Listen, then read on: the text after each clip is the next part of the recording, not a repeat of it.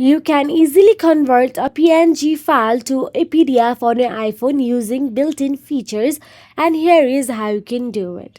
So let's get started.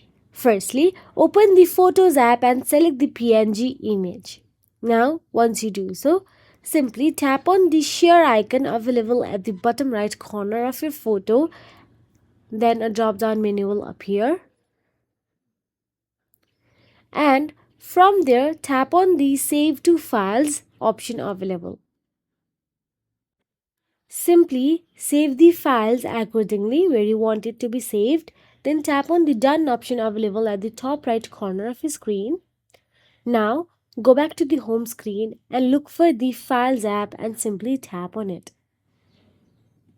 Once inside the file, locate the saved PNG, and all you have to do is long press on it.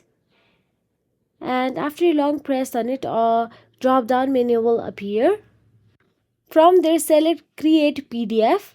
Then your image is now converted to a PDF. So that is it. If you found this video helpful, please like, share and subscribe, and thank you so much for watching.